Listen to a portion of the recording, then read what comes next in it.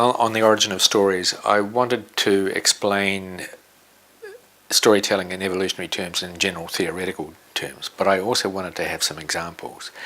And I was originally going to have a lot of examples running from Homer through to more or less the present without Spiegelman, but found out that when I started to talk about them, they expanded under my gaze. So I ended up with Homer's Odyssey as the greatest example of early storytelling, almost as far back as we could go in the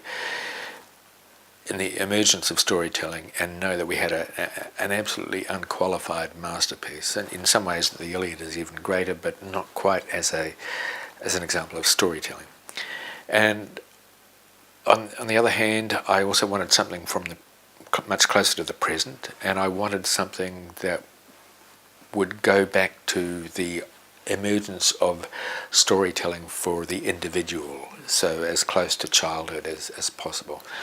And I think you can't really get better in terms of stories for very young children than Dr. Seuss.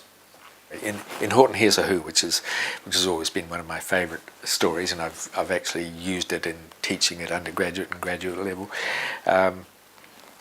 There's a larger-than-life hero, of course, Horton the elephant, and there's contrast in the extreme. This enormous elephant, larger than the other jungle animals, but he's able to hear these tiny little microscopic creatures, the Who. There are huge stakes. He's saving a whole species, if you like, a whole community anyway. There's the antagonism between him and the other animals, the fact that he's not understood, that he's thought to be completely crazy, and the fact that Dr. Seuss is also engaging what cognitive scientists call theory of mind. We can understand that the animals can't understand that Horton can hear the Who's. That exploitation of the very rudiments of theory of mind, that understanding that others can have wrong beliefs is so important, that Dr. Seuss seems to instinctively call on. So it's exercise, it's engaging the attention in all sorts of ways. It's including not only in terms of, say, the content of the narrative, but also the way it's told, the ridiculousness of his images, the ridiculousness of his language. It's jingly rhythms, it's absurd rhymes, it's nonsense words, and so on. It's appealing to the attention in all sorts of ways, but it's also engaging a lot of our emotions, our understanding of social tensions, our understanding of other minds in very simple ways that exercises children's mind, and also, of course, appeals to the minds of the parents who are reading the stories to the children.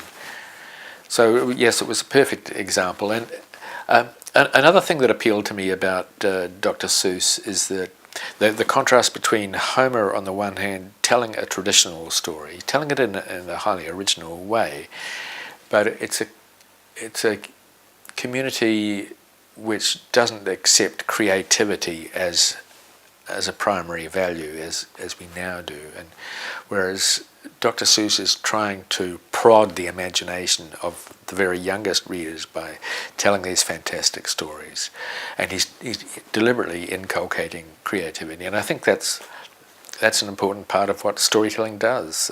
It cannot help encouraging our creativity, our capacity to move elements of human behaviour around and into different configurations, to try out possibilities, to